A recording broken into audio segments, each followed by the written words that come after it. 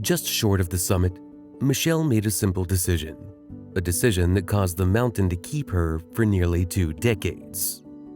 Welcome to the Midnight Hour, where silence hides the real stories.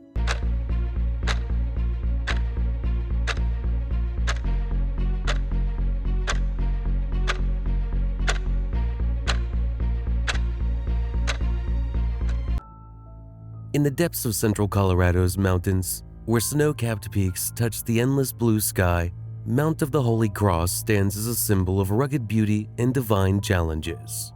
Its elevation exceeds 14,000 feet, and its eastern face bears a natural white cross of frozen snow, attracting pilgrims and adventurers for centuries. Here, in September 2005, began the story of Michelle Vanek, a woman of strong spirit, skilled swimmer, and lover of an active life, who turned into a 19-year mystery filled with pain, hope, and surprising discoveries. Michelle Vanek was a mother of 4 children, whose names and details, according to reliable accounts and articles such as Outside Online, Washington Post, 5280 Magazine, and People.com. Michael Ryan, her eldest son, born in October 1988 from a previous relationship, adopted by her husband Ben Vanek after their marriage in 1992. He was about 16 to 17 years old when she disappeared in 2005. Grant, second son, born in 1995. He was about 10 years old in 2005. Allie, daughter, born in 1998. She was about 8 years old in 2005. Haley, the youngest daughter, born in 2003. She was a toddler, about 1 to 2 years old, when her mother disappeared. Michelle was 35 years old when she vanished on September 24, 2005, leaving behind her husband Ben and these 4 children, whose ages at the time ranged from 1 to about 16 years. The family always described her as a completely devoted mother to her children, participating in all their sports and daily activities. Born Michelle Ray Cheney on February 5, 1970, in Lakewood, Colorado, into a family that loved sports and nature. She was an active child, swimming like a fish in the waters of Green Mountain Lake and laughing loudly to fill the room with warmth. In the summer of 1986, she met Ben Vanek, an 18-year-old young man, while working together as lifeguards at the same pool. Ben, who had just graduated from Regis Jesuit High School, was captivated by her slim blonde beauty and playful spirit. She was tall, thin, and stunningly beautiful in my eyes, Ben recalls today, now a 58-year-old dentist. From the first moment, I told myself, I have to marry her someday. They grew up in the same neighborhood and shared many commonalities: love for sports, laughter, and simple adventures like going to the movies or hiking in the surrounding forests. After Ben graduated from college, their relationship continued, even after Michelle told him she was pregnant from a previous relationship. In October 1988, she gave birth to her first son, Michael Ryan, whom Ben adopted after their marriage in 1992. They both graduated together, Ben in dentistry and Michelle in accounting from Regis University, where she was a competitive swimmer. The couple built a stable life in the Denver suburbs. They had Grant in 1995, then Allie in 1998, and finally Haley in 2003. Michelle was an ideal mother, organizing the weekly routine precisely: school in the morning, sports in the afternoon, and family in the evening. She left her job at a major accounting firm to raise her children and volunteered as a swimming coach at local schools. She was always active, helping with everything, running on the field, and being by your side in every game, says Michael today, now 36 years old. At home, beautiful chaos reigned. Children's toys scattered, the smell of homemade food wafting, and Michelle wearing a purple coral necklace that Ben bought her during their second honeymoon to St. Lucia in February 2005 as a symbol of their lasting love. To maintain her fitness after the births, Michelle started triathlon races: swimming, cycling, and running. She loved challenges, but she was not a professional mountain climber. In 2005, she met a friend named Eric Sawyer, or Ryan Johnson in some accounts to protect privacy, who had climbed 37 of Colorado's 58 peaks over 14,000 feet. He invited her to climb Mount of the Holy Cross as her first experience, promising to plan everything. Ben bought her sturdy Sorel Ascent leather hiking boots and said, "Go ahead, I'll take care of the kids." Michelle Vanek, the active mother of 4 and former swimmer and triathlete, had her last day, September 24, 2005, full of excitement and challenge, but it turned into a tragic adventure.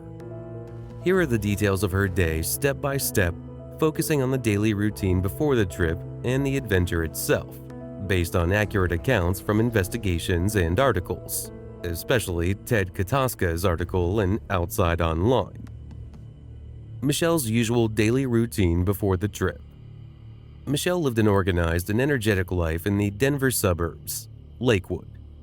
Early morning, she woke up early to prepare the children, Michael, Grant, Allie, Haley, make breakfast, and pack school lunches. She ensured the house was calm and organized. Daytime, she volunteered as a swimming coach at local schools, participated in church activities such as St. Francis Cabrini Church, or managed family affairs. She exercised regularly, swimming, running, cycling, or triathlons to stay fit after childbirth. Evening, she spent time with the children playing or doing sports, then family dinner, and sometimes went out with her stepson to a local restaurant if they found a babysitter. Preparation for the trip. In the days leading up, she bought sturdy Sorel Ascent boots, a new full Camelback hydration pack, and layered clothing. Cold in the mountains. She was excited for her first climb of a peak over 14,000 feet, despite no prior mountain climbing experience. The day of the trip, September 24, 2005. Detailed timeline. It was a Saturday, starting in pitch darkness to fit the long journey to the mountain.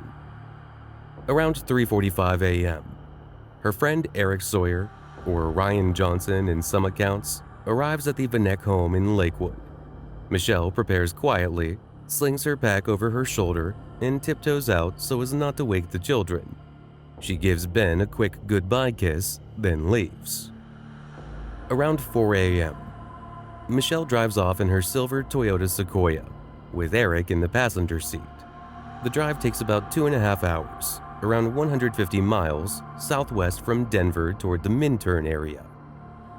Around 6:30 a.m., arrival at the Half Moon Pass trailhead at 10,320 feet elevation. The air is cold before sunrise by 20 minutes. Michelle shivers from the cold, wearing black Nike spandex pants, a red t-shirt over a spandex layer, a blue windbreaker, a striped blue wool hat, and blue gloves. She locks the car and puts the keys in her Camelback pack pocket. The pack contains hydration bladder, extra liter of water, fleece layer, inner gloves, digital camera, some Balance energy bars, and vanilla-flavored energy gel. The start. Michelle feels a headache due to rapid altitude gain and her prior history of migraines, so Eric gives her Advil. They begin the ascent via the North Ridge route, a tough 10.8-mile round-trip trail with 5,625 feet of elevation gain. Michelle, despite her triathlete fitness, is unaccustomed to high altitude and rocky terrain. The ascent. They progress slowly, stopping for rests and photos. Michelle drinks from the Camelback, eats energy bars. The trail passes through rugged rocky sections and reaches the Halo route with 3 false summits over 13,000 feet. Around 1:15 p.m., Michelle's water runs out almost completely during a rest stop. 1:25 p.m. They reach a point close to the summit, about 400 vertical feet away, 500 feet below the main 14,005-foot summit. Michelle is extremely exhausted and dehydrated, saying she can't continue. Eric offers to carry her pack, but she refuses. He points to a snow patch about a quarter mile away, at the same level, the start of the North Ridge descent route, and tells her, "Go there and start descending. I'll catch up after summiting." He gives her a vanilla-flavored energy gel, which she eats. After that, Eric continues to the summit, arrives 1:42 p.m., quickly calls his wife. He descends quickly to catch up, but doesn't find her. He searches, asks other climbers, but no one sees her. He reports to the police later. What happened after the separation? Michelle began descending alone, but took a wrong path or fell into a rugged rocky crevice, as proven by the later discovery in 2024. She was never found alive, and search efforts continued for days without success until her remains were discovered after 19 years. This daily adventure turned from an ordinary family day into a major mountain challenge, always reminding us of the importance of preparation, not separating, and caution in high mountains. Michelle was seeking a new thrill, but the mountain was harsher than she expected. The role of the dream in discovering Michelle Vanek's remains. Full details. The dream seen by Scott Beebe, chairman of the board of the Vail Mountain Rescue Group, VMRG, in the fall of 2023, is considered one of the most exciting and controversial elements in Michelle Vanek's story. It wasn't just a passing dream, but the spark that reopened the case after 17 years of stagnation and directly led to forming an all-woman search team, then to the discoveries in 2024. What exactly happened in the dream? The dream occurred in the fall of 2023, likely September or October, after the boot sole discovery in 2022 that partially revived the case. Scott Beebe woke up suddenly at 2 a.m. and heard a very clear woman's voice. He immediately knew, according to his personal belief, that the voice was Michelle Vanek's. She repeated the message about 3 times in roughly the same phrasing. Slight variations across accounts, but the meaning is the same. I don't want to be found by a guy. A guy got me into this trouble. It will be a woman who gets me out of this. In some accounts, such as 5280 Magazine and Outside Online, she told me she wanted to be found by a team of women. Beebe sat up in bed, couldn't sleep afterward, and opened old case files, noticing that most previous searches were led by men, as is common in mountain rescue teams. Reactions to the dream. Men. Most considered him crazy or a psychological coincidence. Every guy I've told about the dream tells me I'm nuts. Women accept it more easily. Every woman says, yeah, of course. Ben Vanek, Michelle's husband, fully believed it. He said Michelle was deeply spiritual and very faithful, and this message fit her personality. For her to come to Scott Beebe and say that was her. How did the dream change the course of the search? 1. Beebe ordered the formation of an all-woman search team, or primarily woman-led, within VMRG. 2. In October 2023, Emily Brown, team chief of staff, emailed the women in the group, 17 women of about 75 members, to form a special team. 3. Erica German and others took actual leadership, with technical support, digital maps, drones, aerial photo analysis. 4. In August to September 2024, the women's team focused on the northeastern areas and rocky ledges below the North Ridge Pass, areas previously neglected. 5. On September 13, 2024, Erica and Zach, with team support, discovered personal items, jacket, pack, poles, skull fragment. 6. In October 2024, the team returned with dog Striker to find the full remains. Spine, necklace, etc. Was the dream a direct cause or just a psychological motivator? Official team view: the dream was a powerful spiritual, psychological motivator to change approach, leading to new focus and different team, resulting in success. Scientific, logical side: perhaps the dream expressed an inner feeling that previous male-led searches failed, suggesting a change in perspective. But the team emphasizes modern techniques and persistence as essential. Spiritual side: Michelle was very faithful, and her family accepted that her spirit spoke to end their suffering. In the end, the dream wasn't magical in directly revealing the location, but a transformative motivator that changed strategy, redirected efforts to a new, women's perspective, and led, after field effort, to closing the case after 19 years. A story combining faith, science, and human persistence in facing harsh mountains. Discovery of Michelle Vanek's remains in 2024. Full details step by step. After 19 years of complete disappearance, Michelle Vanek's case transformed from one of Colorado's largest searches to one of the most astonishing stories in mountain rescue. The discovery wasn't random luck, but the result of intense effort, modern techniques, a strange dream, and the persistence of a group of volunteers, mostly women, in the Vail Mountain Rescue Group, VMRG. Here is the precise chronological sequence and exciting details of what happened in 2024. The first spark, boot discovery in 2022, the real start of reopening. In October 2022, a local hiker and his son found a boot sole on the northeastern side of Mount of the Holy Cross. Forensic analysis confirmed it matched exactly the boots Michelle wore on the day of disappearance, Sorrel Ascent.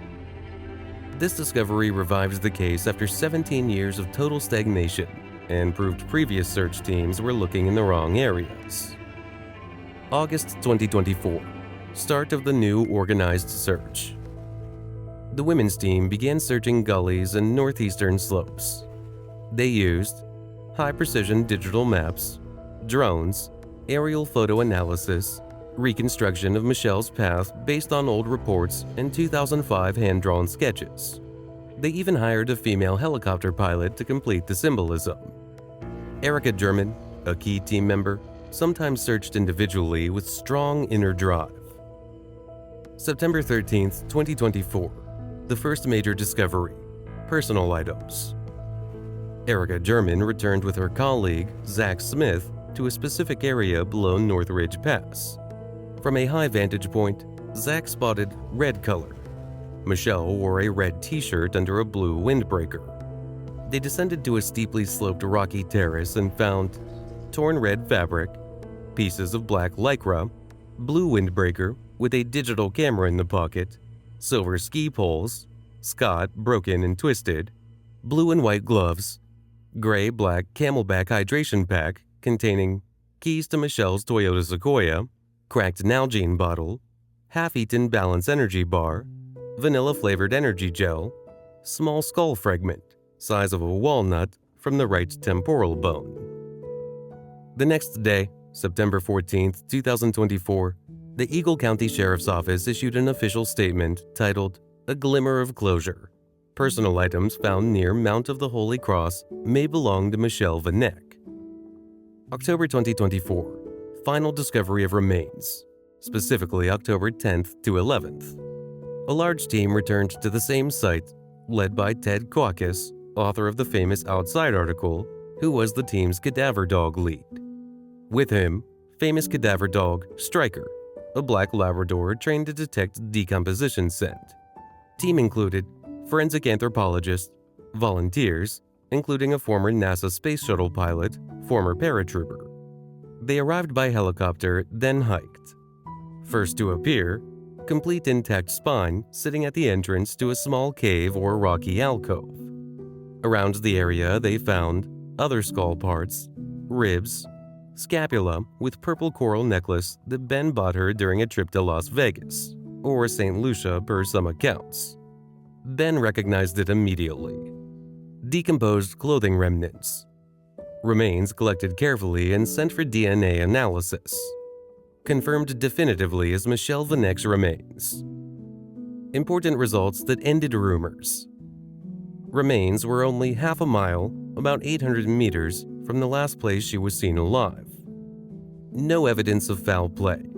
Most likely cause, fatal fall from a slope or a rocky crevice while trying to descend alone. The discovery gave psychological closure to her family after decades of pain and questions.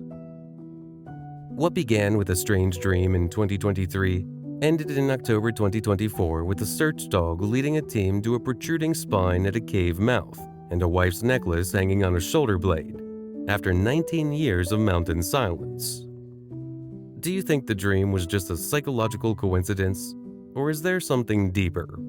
And if you were on a mountain like Mount of the Holy Cross, would you prefer to stay with your partner no matter the exhaustion, or do you think separating for a short period is safe?